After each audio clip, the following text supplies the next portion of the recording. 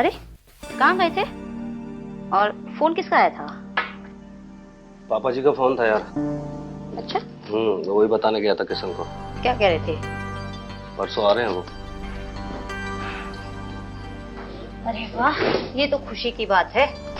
पर एक बात बता दे रही हूँ, आप इकलौते बेटे नहीं हैं उनके। उनका एक बेटा और है जो ऊपर रहता है। हाँ तो मतलब तू कहना क्या चाहती है? मतलब ये कि सारा पितृ प्रेम आप ही मत निछावर करना। थोड़ा किशन को मौका दो। देखो, पिछली बार अम्मा के मरने पर आए थे, महीना भर हमारे पास रुके। इस बार किशन से बात करो ना कि वो उन्हें ले जाए। कोसी वो छुट्टी पर नहीं आ रहे हैं, तो वो रिटायर्ड होकर आ रहे हैं पक्के तौर पर। हे भगवान, ये तो बहुत बड़ी मुसीबत हो गई। मतलब? अरे मतलब ये कि एक बार जहाँ डेरा बना लेंगे वो तो वहीं जम के बैठ जाएंगे। मुंह ना बनाइए, बंटी अभी छोटा है और हमारा मन्नू को तो पूरा कमरा चाहिए रहने के लिए। आप थोड़ा सोच समझ के फैसला लीजिए। किशन से बात कीजिए कि हाँ, वो बाबूजी को अपने पास रखे। बात तो सही कह रही है तू। इसीलिए आपको बोलूं, थोड़ा सोच लो। मन्नू की पढ़ाई है और अच्छा थोड़ी ना लगता है कि एक बूढ़ा आदमी 24 घंटे घर में खो खो करते घूमे। देखो जी, मन्नू ऐसे पढ़ नहीं पाएगा। आप कोई चक्कर चलाओ और बात करो। कैसे होगी पढ़ाई? अरे ठीक है, मैं बात करता हूँ किशन से। ठीक है, सुनिए, इसमें बात क्या करनी है? ऊपर नहीं रखने वाली मैं उन्हें, नीचे रहेंगे। और वैसे भी इस उम्र में कहाँ बार बार सीढ़ियाँ ऊपर नीचे करते रहेंगे। तो ऊपर क्यों रहेंगे? जब भी आते हैं हमेशा नीचे ही तो रहते हैं। सुनिए जी, पहले की बात और थी। 2-4 दिन के लिए आते थे, एडजस्ट हो जाता था। अब हमेशा के लिए आ रहे हैं डेरा डालने। तो ठीक है ना, रोशन भैया बड़े बेटे हैं और उनको उनसे ज्यादा प्यार भी है, और वो खुद अपने आप ऊपर आने के लिए नहीं मानेंगे। अरे मैं आपके भैया की बात नहीं कर रही हूँ, मैं बात कर रही हूँ आपकी प्यारी भाभी की। सुनते हैं वो किसी की? और भैया, वो तो वैसे भी उनके सामने जाके गूंगे हो जाते हैं। पता नहीं क्या जादू कर रखा है, दिन भर भैया लट्टू की तरह उनके पीछे घूमते रहते हैं। ऐसा लगता है कौन सी बड़ी फिल्म स्टार चल रही है। एक बात बताऊं, मुझे एक बात समझ नहीं आती, ये आगरे वालियां कहाँ से जादू टोना सीख के आती है अपने पतियों को वश में करने के लिए। कहीं तूने भी तो मुझे वश में नहीं कर रखा। मैंने आपको, एक नंबर के चमचे हो तुम अपनी भाभी के। एक बात सुन लो, ऐसा ना हो कि भाभी आके प्यार के 2 बोल मीठे बोले तुमसे और देवर जी मोम की तरह पिघल जाए। शीला डार्लिंग, ऐसा है कि वो हमारे बाप है, तो हम दोनों का कुछ फर्ज बनता है कि नहीं बनता? अब उनको घर से ऐसे थोड़ी ना निकाल दूंगा। हाँ, आप क्यों निकालेंगे? जमाने भर का ठेका जो आपने ले रखा है। एक बात कहे देती हूँ, अम्मा जी बुला रही है कई दिन से सहारनपुर। चली जाऊंगी सारा बोरिया बिस्तरा उठा के और ले जाऊंगी आपके बंटी को भी। इसके बाद रहना अपने प्यारे भैया भाभी के साथ में और बनना श्रवण कुमार। करते रहना जिंदगी भर अपने पिताजी की सेवा। अरे यार, तू तो ऐसे कह रही है जैसे पिताजी आए गए हो। मैं शाम को दफ्तर से आने के बाद भैया भाभी से बात कर लूंगा, ठीक है? बात कर लूंगा, जैसे वो सुनी लेंगे इनकी और ये बोली लेंगे उनके सामने। अच्छी खासी जिंदगी थी, बैठे बिठाई की मुसीबत आ गई।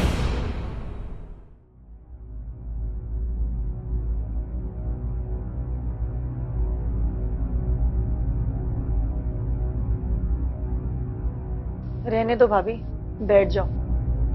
इतनी पूजा करने से भी अभी मुसीबत टलने वाली नहीं है। शीला थोड़ा सोच समझ कर बोल। और तू जिनके बारे में बात कर रही है ना, पापा है हमारे। शीला क्या गलत कह रही है भैया? जब से हमने होश संभाले हैं उन्होंने कभी पापा होने का फर्ज निभाया है ठीक से? जब तक अम्मा जिंदा थी तो थोड़े बहुत पैसे भेज भी दिया करते थे, लेकिन अम्मा की मौत के बाद तो जैसे उन्होंने मुंह ही फेर लिया था हमसे, जैसे हम उनके कुछ लगता ही नहीं थे। और अब अचानक से औलाद पे प्यार जाग गया। सही कहा किशन, मगर ये बात इन्हें कौन समझाए? अरे अम्मा के मरने के बाद उन्होंने किया ही क्या, सब कुछ तो इन्होंने किया। ऐसी बात नहीं है भाभी, जितना हो सका उतना हमने भी किया। और वैसे भी हमें आपको मनवा के कोई साबित थोड़ी करवाना है। क्यों जी, सही कहा ना मैंने? अरे शीला, मैं तुम्हारी बात नहीं कर रही हूँ, मैं तो इनकी बात कर रही हूँ। हमने ऐसा क्या ही कर दिया अम्मा के लिए? अम्मा हमारे यहाँ रहती थी तो संस्कार भी हमी को करना था। और फिर पिताजी ने दिए तो थे खर्चे पानी के 1 लाख रुपए। क्या भैया जी, पापा जी ने आपको 1 लाख रुपया दिया था?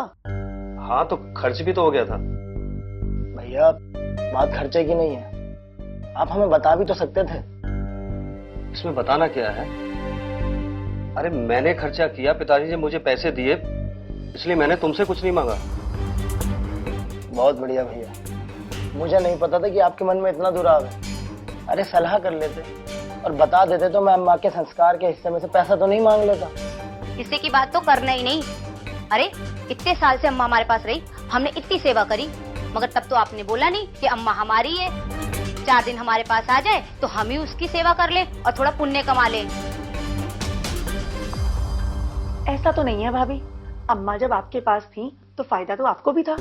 भाई मन्नू की परवरिश में, पैदाइश में सारा घर उन्होंने तो संभाल रखा था।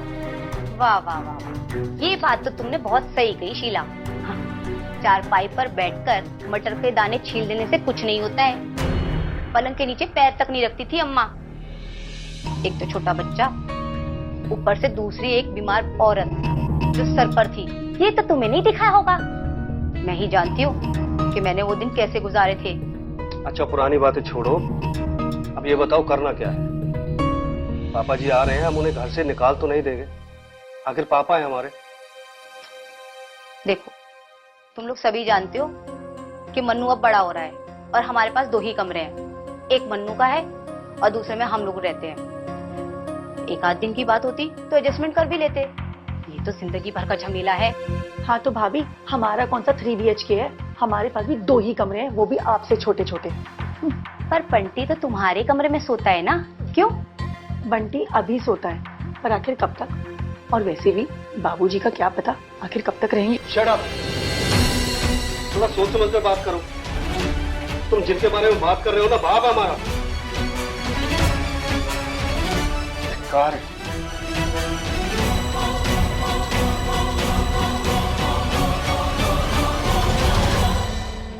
मैं भैया से बात करता हूँ। भाभी ऐसा क्या कह दिया मैंने?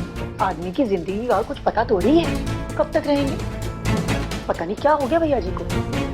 अरे कुछ नहीं शीला, कभी कभी श्रवण कुमार बनने के ना दौरे पड़ते हैं इन्हें। भैया हम बात कर रहे तो आप उठकर बाहर क्यों आ गए? किशन वही तो मैं कह रहा था, हम किसी राह चलते आदमी के बारे में बात नहीं कर रहे हैं भाई, अपने बाप के बारे में बात कर रहे थे। जानता हूँ, इसलिए तो कह रहा हूँ, पर उसने जो कहा वो गलत तो नहीं कहा। पापा आएंगे, उन्हें कहीं तो रहना होगा। भाई ये 1-2 दिन की बात नहीं है, पूरी जिंदगी भर की बात है। भैया इमोशनल होके तो कोई हल निकलेगा नहीं। हाँ अगर आपके पास कोई प्रैक्टिकल सॉल्यूशन है तो बता दीजिए। क्यों, तेरे पास है कोई प्रैक्टिकल सॉल्यूशन? मैं क्या सोच रहा था भैया कि बगल में पापा को एक कमरा किराए पे ले देते, मतलब हमारी भी प्राइवेसी बनी रहती और पापा भी आराम से रहते। और आप तो जानते ही हैं कि पापा को अकेले रहने की आदत है, उन्हें बुरा नहीं लगेगा। तो ये है तेरा प्रैक्टिकल सॉल्यूशन मेरे भाई।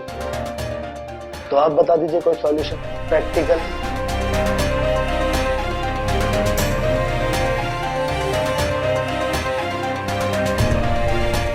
भैया का भी उम्र के साथ में दिमाग सटक ही गया, तो समझ ही नहीं आता उन्हें।